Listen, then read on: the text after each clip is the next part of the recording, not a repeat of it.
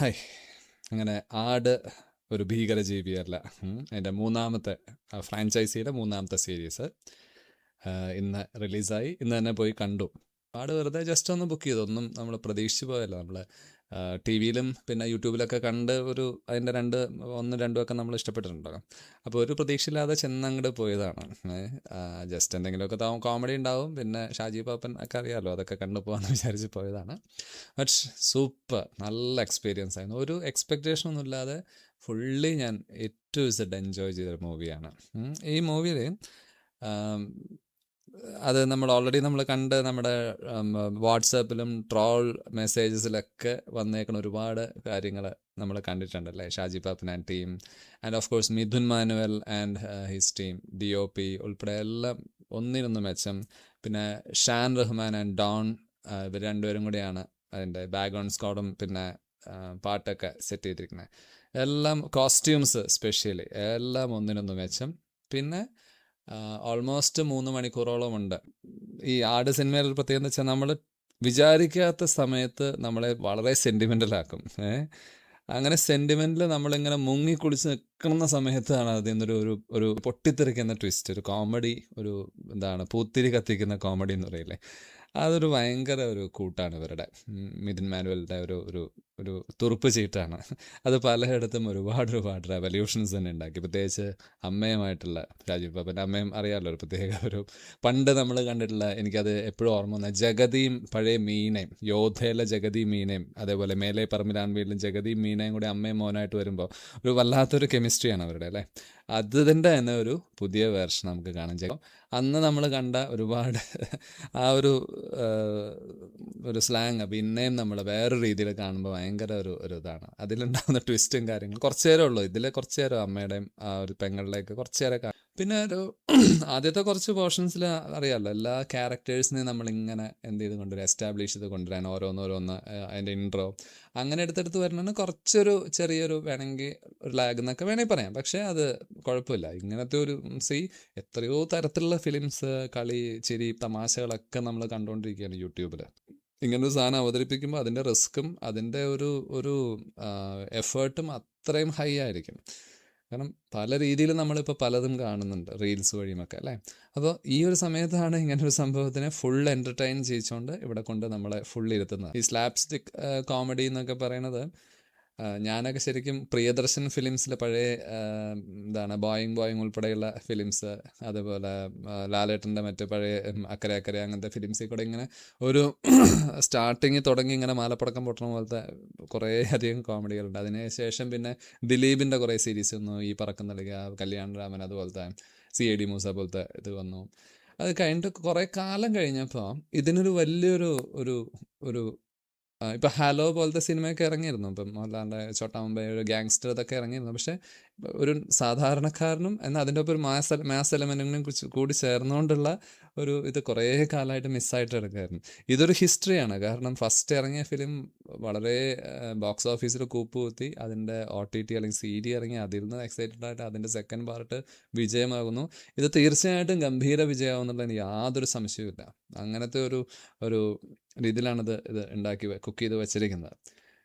എന്തായാലും എൻ്റെ പേഴ്സണൽ അഭിപ്രായം കേട്ടോ, എനിക്ക് വളരെ ഇഷ്ടപ്പെട്ടു. ക്ലാസിക് സ്ലാപ്സ്റ്റിക് കോമഡി എൻ്റർടൈനർ, അത്രേ പറയാനുള്ളൂ. കുറേ പഴയ കാലവും പുതിയ കാലവും കൂടെ ഇടയ്ക്കിടയ്ക്ക് ഇങ്ങനെ അതൊക്കെയാണ് ഇതിലെ എഫേർട്ട്. ശരിക്കും പഴയ കാലത്തേക്ക് പോയിട്ട് പിന്നെ പുതിയ ഭാഗത്തിന് ഇതിനെ കൃത്യമായിട്ട് എഡിറ്റിംഗ് ടേബിളിൽ ഇതെല്ലാം കറക്റ്റ് കൺവേർട്ട് ചെയ്തിൻ്റെ ആ ഒരു ജെർക്കൊന്നും ഇല്ലാതെ കൃത്യമായിട്ട് അലൈൻ ചെയ്ത് നമ്മുടെ മുമ്പിലേക്ക് തന്നേക്കുകയാണ്. അത് സൂപ്പർബായിട്ടുണ്ട് സത്യം പറഞ്ഞാൽ. നമ്മുടെ മിസ്റ്റർ ബീൻ നമ്മൾ കണ്ടിട്ടുണ്ട്. മിസ്റ്റർ ബീൻ്റെ ഒരു പ്രത്യേകത അറിയാമല്ലോ, ഒരു കോമഡി താരമാണ്, റൗണ്ട് ആൻഡ് അല്ലേ. അപ്പോൾ പുള്ളിയുടെ എമോഷൻസിനൊപ്പം നമ്മളും സഞ്ചരിക്കും. പുള്ളി കളിയാക്കുമ്പോൾ, ചിരിക്കുമ്പോൾ, പുള്ളി കോമഡി കാണിക്കുമ്പോൾ, അതേപോലെ തന്നെ പുള്ളിക്ക് ഒരു ചെറിയൊരു വിഷമം വന്ന് നമ്മളും അറിയാതെ നമുക്കും ഒരു ഹൃദയത്തിലൊരു ചെറിയൊരു പെയിൻ വരും അല്ലേ. ഷാജി പാപ്പന് വരുന്ന പരാജയങ്ങളും നമ്മളെ കുറച്ചു നേരമാണെങ്കിൽ നമ്മളെ ഇരുത്തി ചിന്തിപ്പിക്കുന്നുണ്ട്. അത്രയും ആ ക്യാരക്ടറിനോട് നമ്മളിങ്ങനെ ചേർന്ന് മൂവ് ചെയ്യുകയാണ്. അതൊക്കെയാണ് എപ്പോഴും ഒന്നും അങ്ങനെ സംഭവിക്കില്ല. ഇപ്പം ഇത് നമ്മുടെ പണ്ടത്തെ 90s ഉണ്ടായിരുന്ന ആ ഒരു ക്ലാസിക് കോമഡി സ്റ്റൈല്, അത് കറക്റ്റായിട്ട് അതിൻ്റെ ഒരു ഗോൾഡൻ പ്രോഡക്റ്റ് എന്ന് തന്നെ വേണമെങ്കിൽ പറയാം. നല്ല രീതിയിൽ എടുത്തു പോയിട്ടുണ്ട്. പൂർണ്ണമായിട്ട് എൻജോയ് ചെയ്ത് ഫസ്റ്റ് ഹാഫ് ഇങ്ങനെ പോയി അത് ചെയ്യും. ദെൻ സെക്കൻഡ് ഹാഫിലേക്ക് അങ്ങോട്ട് വരുമ്പോൾ എനിക്ക് പേഴ്സണലി എനിക്ക് തോന്നിയത് വിനായകൻ എന്ന് പറഞ്ഞ ആൾ, എൻ്റെ ദൈവം എത്രയൊക്കെ വിവാദങ്ങളുണ്ടായാലും എത്രയൊക്കെ രീതിയിൽ അദ്ദേഹം എന്തൊക്കെ കാണിച്ചാലും ഇദ്ദേഹത്തിൻ്റെ ടാലൻ്റ് എന്ന് പറയുന്നത് വേറെ ലെവലാണ്. അദ്ദേഹം അതിൽ കാണിച്ചിരിക്കുന്നത് എനിക്ക് പലപ്പോഴും തോന്നിയത് പണ്ടത്തെ ഒരു ജോസ് പ്രകാശിൻ്റെ ഒരു സ്ലാങ് ഉണ്ടല്ലോ. ജോസ് പ്രകാശ് ഒരു സിനിമയിൽ ഇങ്ങനെ ചീങ്കണ്ണിക്കൊക്കെ മാംസം എറിഞ്ഞു കൊടുക്കുന്ന സീനൊക്കെ കണ്ടിട്ടുണ്ടാവും നിങ്ങൾ അല്ലേ. അപ്പോൾ അതിൻ്റെ ഒരു ഷാഡോ എവിടെയൊക്കെ കാണാം. അത് പർപ്പസ്ഫുള്ളി അല്ലെങ്കിൽ ചിലപ്പോൾ വന്നതായിരിക്കാം. എന്തായാലും ആ ഇതിൽ കൂടെ പുള്ളിയുടേതായിട്ട് രീതിയിൽ ആ സംഭവത്തിനെ അവതരിപ്പിക്കുമ്പോൾ കഴിഞ്ഞ 2 ഫിലിംസിലും സൂപ്പർബായിരുന്നു അല്ലേ. അദ്ദേഹം സാധാരണ ഒരു കടയിൽ ഒരു ജോലിക്കാരനായിട്ടും പിന്നെ ഒരു ഡ്യൂഡ് അല്ലേ, അതിൻ്റെ പേരും എല്ലാം സൂപ്പറാണ്. ഇതെല്ലാം ഒന്നിനൊന്ന് മെച്ചമായിട്ട് ഇത്തവണ കയറി കൊളുത്തിയൊക്കെയാണ് ശരിക്കും. പിന്നീട് വിനായകനെ കുറച്ചുകൂടി പിന്നീട് പറയാം. പിന്നെ നമ്മൾ കണ്ട എല്ലാവരും ഉണ്ട്. ഇന്ദ്രൻസ് വരുന്നുണ്ട്, നമ്മുടെ സോഡ ഷമീർ, നമ്മുടെ വിജയ് ബാബുവിൻ്റെ പ്രൊഡ്യൂസേഴ്സ് വേണു കുന്നപ്പള്ളിയും ആൻഡ് വിജയ് ബാബു, അവരുടെ ഫ്രൈഡേ ഫിലിംസ് എങ്ങാണ്ടാണ് അവരുടെ പ്രൊഡക്ഷൻസൊക്കെ. അപ്പോൾ അവർ വരുന്നുണ്ട്. പിന്നെ നമ്മുടെ എല്ലാ ഗ്യാങ്സും വരുന്നുണ്ട് ഇതിൽ.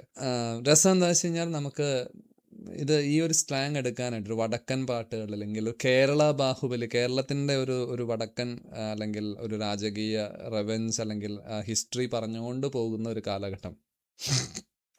അത് നമ്മൾ ഇപ്പോൾ കായംകുളം കൊച്ചുണ്ണിയിലും പിന്നെ അതുപോലെ മരക്കാർ അങ്ങനെയുള്ള ഏതാനും സിനിമകളിലെ ഉറുമി പോലത്തെ സിനിമകളിലൊക്കെ നമ്മൾ കണ്ടിട്ടുണ്ടാവും ഒരു ഡിഫറെൻ്റ് ആയിട്ടുള്ള, ഇപ്പം വടക്കൻ വീരഗാഥയിലൊക്കെ കണ്ടിരിക്കുന്ന രീതിയിൽ നിന്ന് വ്യത്യസ്തമായിട്ട് ഉറുമിയിലൊക്കെ കാണുന്ന അവിടുന്ന് പുതിയൊരു സ്റ്റൈലിലാണ് ഇതൊക്കെ അവതരിപ്പിക്കാൻ തുടങ്ങിയിരിക്കുന്നത്. അപ്പോൾ ആ ഒരു സ്ലാങ്ങിൻ്റെ ഒരു അപ്ഡേറ്റഡ് വേർഷൻ, പുതിയൊരു വേർഷൻ, അത് കുറേ ബാഹുബലി പോലെ അതിനകത്ത് പഴയ കാലങ്ങൾ കാണിക്കുന്നു. പിന്നെ ഒരു 2040-കളിലൊക്കെ അത്ര ഏതുകൊണ്ട് വലിയൊരു കുറേ കാലങ്ങൾക്ക് ശേഷം ഉണ്ടാവുന്ന ആ തലമുറ ടൈം ട്രാവൽ ചെയ്തതെല്ലാം കാണുന്ന രീതിയിലാണ്. അല്ല, നോ ലോജിക് എന്നുള്ള സംഭവം കൂടി നമുക്ക് വേണമെങ്കിൽ ആഡ് ചെയ്യാം. അങ്ങനെ കൊണ്ടുപോകുന്ന സെക്കൻഡ് ഹാഫിലേക്ക് എത്തുമ്പോൾ അത് ഫുൾ പേസിലേക്ക് കടക്കും. അതിൻ്റെ ഓരോരോ കാര്യങ്ങൾ, ചില മിസ്റ്ററി, ARM സിനിമയിലൊക്കെ നമ്മൾ കണ്ടിരുന്ന ചില മിസ്റ്ററി പോലത്തെ എലിമെൻറ്റ്സ് ഒക്കെ ഇതിൻ്റെ അകത്തുണ്ട്. ഷാജി പാപ്പൻ്റെ അറിയാമല്ലോ, ഞാൻ പറയാതറിയാം, മാസ് പോലെ വന്നിട്ട് അവസാനം എല്ലാ പ്രശ്നങ്ങളും വന്ന് വീഴുന്ന ആ ഒരു വേദനിക്കുന്ന ഗാങ്സ്റ്റർ എന്നൊക്കെ പറയുന്ന പോലെ വേണമെങ്കിൽ പറയാം. അതെല്ലാം സൂപ്പറാണ്. പക്ഷെ ഇവിടെ ഈ ഫിലിമിൽ എനിക്ക് തോന്നുന്നു സെക്കൻഡ് ഹാഫ് വിനായകൻ അങ്ങോട്ട് അദ്ദേഹം എടുത്ത് തൂക്കിയെടുത്തു എന്ന് വേണമെങ്കിൽ പറയാം. സെക്കൻഡ് ഹാഫ് കഴിഞ്ഞിട്ട് എന്താണ് ആ മനുഷ്യൻ കാണിച്ചു വെച്ചേക്കണമെന്ന് എനിക്ക് ഇപ്പോഴും ചെയ്യുന്നില്ല. ഇപ്പോഴും ആലോചിച്ചിരിക്കാനുള്ള ഒരുപാട് മൊമെൻറ്റ്സ് കിട്ടി. ഇങ്ങനത്തെ ഫിലിംസ് വളരെ കുറച്ച് ഞാൻ കഴിഞ്ഞ കുറച്ച് കാലത്തിനെ കണ്ടിട്ടുള്ളൂ. അതുകൊണ്ടാണ് ഇത് വളരെയധികം എൻജോയ്, എനിക്ക് ഒരുപാട് വളരെ പോസിറ്റീവ് ആക്കുകയും ചെയ്തു. ശരിക്കും സെൻറ്റിമെൻ്റൽ ഫിലിംസ് അടിപൊളിയാണ്, അവാർഡ് ഇതൊക്കെ പറയുന്നുണ്ട്. ശരിക്കും മനുഷ്യനെ കൂടുതൽ പോസിറ്റീവ് ആക്കാൻ, കൂടുതൽ സെറ്റിലാക്കാൻ, കൂടുതൽ ആൾക്കാർ ക്രിയേറ്റീവ് ആക്കുന്നത് ശരിക്കും കോമഡി മൂവീസാണ്. ശരിക്കും എനിക്ക് പലപ്പോഴും തോന്നിയിട്ടുണ്ട്, ആക്ടേഴ്സും പറഞ്ഞിട്ടുണ്ട്, സെൻറ്റിമെൻസിനേക്കാൾ കൂടുതൽ ആൾക്കാരെ ചിരിപ്പിക്കാനാണ് ഏറ്റവും പാട്. കാരണം ഒരേ കോമഡി എല്ലാവർക്കും വർക്ക് ചെയ്യണമെന്നില്ല. സെൻറ്റിമെൻറ്റ്സ് ഒരുവിധം എല്ലാവർക്കും ചിലപ്പോൾ വർക്കായെന്ന് വരും, അല്ലെങ്കിൽ ഗൗരവമൊക്കെ. പക്ഷെ കോമഡി എല്ലാവർക്കും ഓരോരുത്തരും ചില ടേസ്റ്റ് വ്യത്യാസങ്ങളുണ്ട്. ചിലപ്പോൾ ഒരാളുടെ കോമഡി ചിലർക്ക് വർക്കൗട്ട് ആവുന്നു.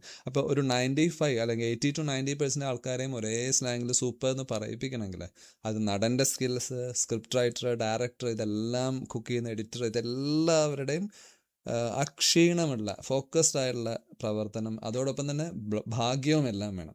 അപ്പോൾ ഇങ്ങനത്തെ ശരിക്കും പറഞ്ഞാൽ ശരിക്കും ഒരു അവാർഡ് എന്നൊക്കെ പറയുമ്പോൾ അത് കോമഡി ഫിലിംസിനും കൂടി നമ്മൾ കൊടുക്കേണ്ട ഒരു കാലഘട്ടം ആണെന്ന് തോന്നിയിട്ടുണ്ട് എനിക്കെപ്പോഴും. നമ്മളെപ്പോഴും എങ്ങനെയാണ് ഇരിക്കാൻ ഉദ്ദേശിക്കുന്നത്? സെൻറ്റിമെൻ്റലായിട്ടാണോ, അതല്ലെങ്കിൽ നമ്മൾ വളരെ ദുഃഖിച്ചിരിക്കാനാണോ? അല്ല, നമ്മൾ കൂടുതലും ഒരു പോസിറ്റീവ് എന്തൂസിയാസത്തിലിരിക്കാൻ നമ്മൾ ആഗ്രഹിക്കുന്നത് അല്ലേ. അപ്പോൾ അതിന് ഉതകുന്നത് ഏറ്റവും കൂടുതൽ കോമഡി ഫിലിംസാണ്. അപ്പോൾ ആ രീതിയിൽ ആലോചിക്കുമ്പോൾ ഒരുപാട് നമുക്കിങ്ങനത്തെ ഫിലിംസ് നമ്മളെ ഹെൽപ്പ് ചെയ്യുന്നില്ലേ എന്നൊരു ചോദ്യമാണ്. ശരിക്കും ഈ കോമഡി ഫിലിംസിനും നല്ലൊരു സല്യൂട്ടേഷൻസ്, അല്ലെങ്കിൽ അതിനും നല്ലൊരു ബഹുമാനം കൊടുക്കേണ്ടതെന്നത് പലപ്പോഴും തോന്നിയിട്ടുണ്ട്. മിഥുൻ മാനുവൽ തോമസ്, അദ്ദേഹത്തിൻ്റെ വളരെ ഡിഫറെൻ്റ് ആയിട്ടുള്ള പല വർക്കുകളും അദ്ദേഹം ചെയ്തിട്ടുണ്ട്. അപ്പോൾ തിയേറ്റർ വാച്ചാണ് ഏറ്റവും ഇതിന് അഭികാമ്യം. കാരണം നല്ല സൗണ്ടും ഒക്കെ സൂപ്പറാണ്. അപ്പം ഓഡിയോ ആൻഡ് വീഡിയോ രണ്ടും നല്ല ക്വാളിറ്റി ഉള്ള സ്ഥലത്ത് പോയിരിക്കാൻ ഉള്ള തിയേറ്റർ സെലക്ട് ചെയ്യുക. കുറച്ച് നേരം എല്ലാം വിട്ട് ഭയങ്കര ഹൈ എൻതൂസിയാസ്റ്റിക് ആകാൻ ഇനി സഹായിക്കട്ടെന്ന് നമുക്ക് കരുതാം അല്ലേ. അപ്പോൾ മറ്റൊരു മൂവി ആയിട്ട് കാണാം. ഓക്കെ. ബൈ.